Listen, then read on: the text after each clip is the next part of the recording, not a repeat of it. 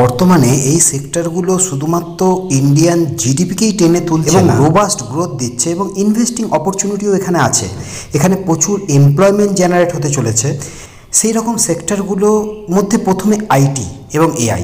এটা ইন্ডিয়া তো global leader ছিলই, এখনও থাকছে এবং ভবিষ্যতেও থাকবে বলেই মনে করছেন অ্যানালিস্ট। 14% সিএজিআর গ্রোথ এক্সপেক্ট করা হচ্ছে 2025 থেকে 2030-এর মধ্যে। এখানে আমি কিছু স্টকের নাম নেব, কিন্তু এই বিভিন্ন আর্টিকেল পড়ে নিজের যেটুকু অভিজ্ঞতা আছে কাজে লাগিয়ে আমি সেই স্টকগুলোকে খুঁজে বার করেছি নিজের জন্য। কিন্তু আমি আপনাকে বলতে পারি না কিনতে, কারণ আমার রিকোয়ার্ড কোয়ালিফিকেশন নেই। আমি সেবি অ্যানালিস্ট নই, সেবি রেজিস্টার নই। তাই আপনি কোনো রেজিস্টার বা পরামর্শদাতার কাছ থেকে পরামর্শ নিয়ে নিজে অ্যানালিসিস করেই স্টক কিনবেন।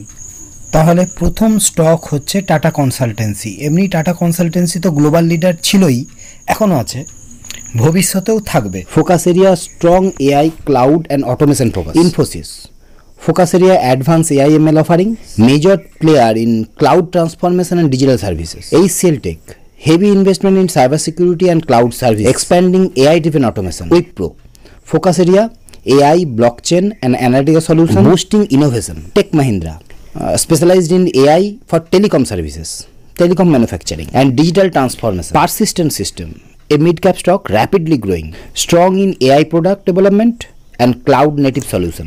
এরপরে রিনিউয়েবল এনার্জি, এখানেও ইন্ডিয়া প্রচুর গ্রোথ দেখাচ্ছে। এখানে ইন্ডিয়া অলরেডি অ্যাড করে ফেলেছে 30 জিগাওয়াট ক্লিন এনার্জি এবং পাইপলাইনে আছে 170 জিগাওয়াট রিনিউয়েবল এনার্জি প্রজেক্টগুলো, সেগুলো আছে পাইপলাইনে। ইন্ডিয়া এম করছে 500 জিগাওয়াট বাই 2030। তাহলে এই বিশাল লক্ষ্যমাত্রা পূরণের জন্য কোন কোন কোম্পানিগুলো হেল্প করতে চলেছে, কারা এর থেকে বেনিফিট পাবে?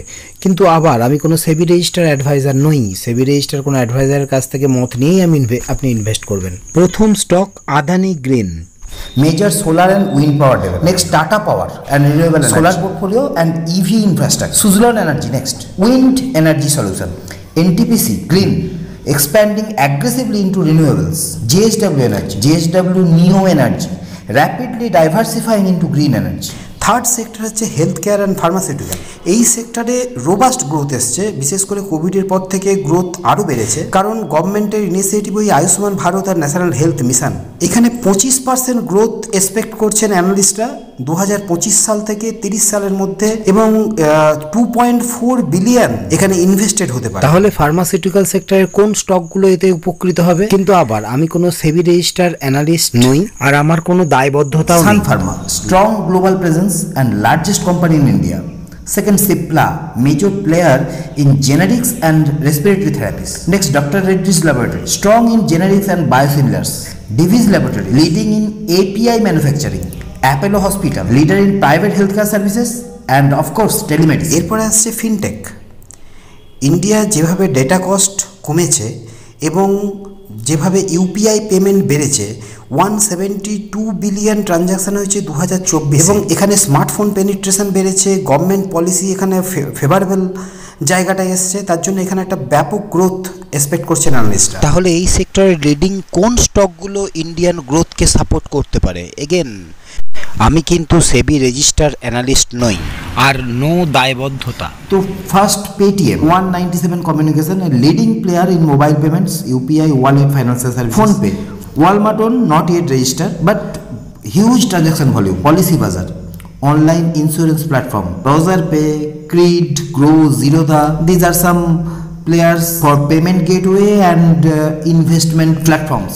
Infosys, TCS, HCL Tech, these are likely to benefit from this sector also. এরপরে আসছে ই-কমার্স সেক্টর, অনলাইন রিটেল। এটাও মোটামুটি আপনার কোভিডের পর থেকেই বেশি গ্রোথ দেখা দিচ্ছে এখানে, এবং 2024 সালে এটা ব্যাপকভাবে এক্সপ্যান্ড করে। এই সেক্টরটাও এক্সপ্যান্ড করার কারণ হচ্ছে ইন্টারনেট পেনিট্রেশন এবং লো ডেটা কস্ট এবং digital payment infrastructure. Here are some leading stock name which likely to benefit from Indian growth story under e-commerce and online retail sector.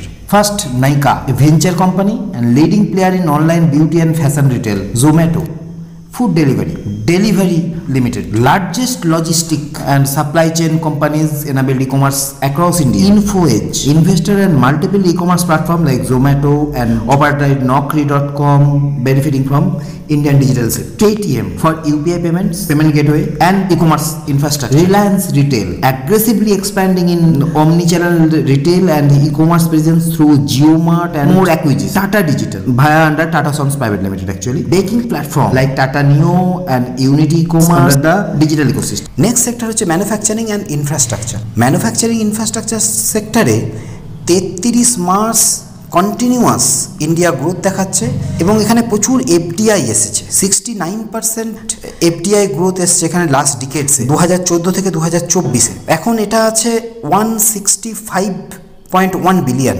And here are some leading stock name likely to benefited from the manufacturing sector of Indian growth story. तो adviser के साथ बात करके ही decision लेना है, मेरे पास required qualification है नहीं। First Larsen & Toubro, infrastructure engineering and construction giant. Next Bharat Forge, leader in manufacturing and engineering solution. ABB, automation, robotics and industrial technology. Siemens, focus area electrical and industrial infrastructure. Tata Steel, core to manufacturing and construction sector.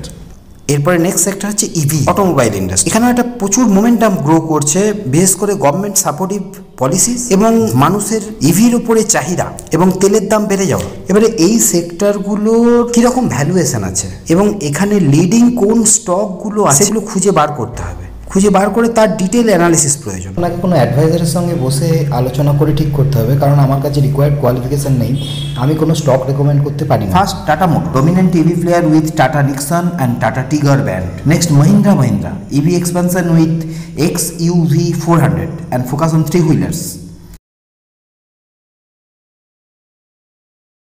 Scooter focus.